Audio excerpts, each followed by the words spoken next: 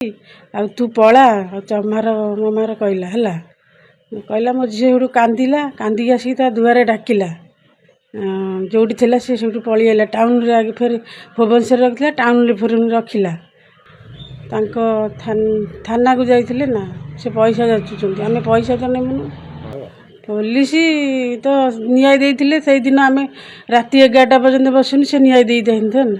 ସିଏ ପୋଲିସ ବି ସେମିତି ସପୋର୍ଟରେ ନା। ଝିଅକୁ ଭଲ ପାଉଥିଲା ଗୋଟେ ପୁଅ, ତାଙ୍କ ନାଁ ହେଲା ସିଦ୍ଧାନ୍ତ ସାହୁ। ସେ 5 ବର୍ଷ ହେଲା ଭଲ ପାଉଥିଲା, ତାକୁ ମଝିରେ ନେଇକି କେଉଁଠି ରଖିଲା ଭୁବନେଶ୍ୱରରେ।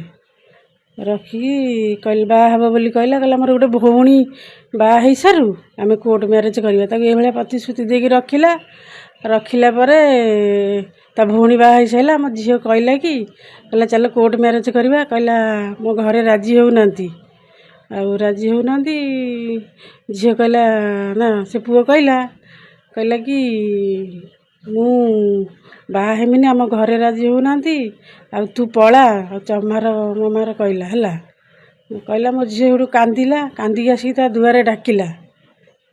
ଯେଉଁଠି ଥିଲା ସେ ସେଠୁ ପଳେଇଆଇଲା ଟାଉନରେ, ଆଗେ ଫେର ଭୁବନେଶ୍ୱରରେ ରଖିଥିଲା, ଟାଉନରେ ଫେର ରଖିଲା। କାହିଁକି ପୁଣି ତା ଦୁଆରେ ଆସିକି ଯେମିତି ଡାକିକି କାନ୍ଦିଲା, ତାକୁ ଧକ୍କା ମାରିକି ବିଦା କରିଦେଲା। କହିଲା ତୁ ପଳା ଚମାର ମମାର କହିକି ବିଦା କରିଦେଲା।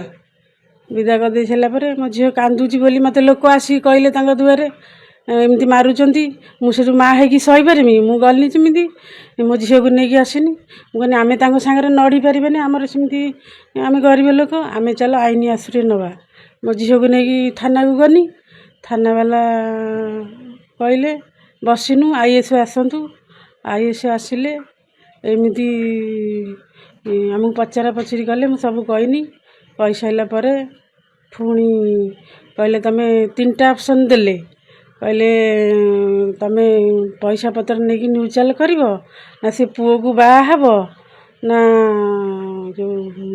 ତାକୁ ଥାନାରେ ପୁରେଇବ। ମୋ ଝିଅକୁ ମୁଁ କହିନି ପଚାର, ମୋ ଝିଅ ଯାହା କହିବ, ମୋ ଝିଅର ଖୁସିରେ ଆମେ ଖୁସି। ମୋ ଝିଅ ଯାହା କହିବ, ତା ଇଜ୍ଜତ ଯେଉଁଠୁ ଯାଇଛି, ଆଉ ସିଏ ଝିଅ ମୋର ଯାହା କହିବ। ଝିଅକୁ ପଚାରିଲେ, ଝିଅ କହିଲା କି ମୋର କିଛି ଦରକାର ନାହିଁ, ସେ ପିଲାକୁ ଡାକ, ମୋର ବାହା ହେମି। ସେ ପିଲା ଖାଲି ନୁଚିଲା। ଥାନାବାଲା ବି ତାଙ୍କ ଘରକୁ ଲୋକ ପଠେଇଲେ, ସେ ବି ଲୁଚିଲା, ଗଲା ନାହିଁ। ତାପରେ ତାଙ୍କ ଘରେ ଗାଡ଼ି ପଶିଲା, ତଥାପି ସେ ଗଲେନି। ତାଙ୍କ ପୁଅ କୁଆଡ଼େ ନୁଚିଛି, ଆମେ ଆଉ କ'ଣ କରିମୁ? ଏବେ ଆମେ ନ୍ୟାୟଟା ଚାହୁଁଛୁ, ମୋ ଝିଅର ନ୍ୟାୟ ଦରକାର, ସେ ନ୍ୟାୟଟା ଆମେ ଚାହୁଁଛୁ। ତାଙ୍କ ପରିବାର ଲୋକ କେହି ଆସିନଥିଲେ, ଖାଲି ସେ ପୁଅଟା ଆସିକି ଧକ୍କା ମାରିକି ବିଦା କରିଦେଲା। ହେଇନା, ପରିବାର ଲୋକ ସହ ଆଲୋଚନା ହେଇନି ନା, ତାଙ୍କ ପରିବାର କେହି ଯାଇନାହାନ୍ତି। ତାଙ୍କ ବାପାଙ୍କ କତିକି ବି ପୋଲିସ ଆସିଲେ, ସେ ବି ଗଲେନି। ପଇସା ଦେଇକି ଚାପି ଦେବାକୁ ଆମେ କିନ୍ତୁ କ'ଣ କରିବୁ? ହଁ, ନ୍ୟୁଟ୍ରାଲ କରିବା ପାଇଁ ଆସିଛି। ତାଙ୍କ ଥାନାକୁ ଯାଇଥିଲେ ନା, ସେ ପଇସା ଯାଚୁଛନ୍ତି, ଆମେ ପଇସା ତ ନେବୁନୁ। ପଇସା ନେଇକି କ'ଣ କରିବୁ?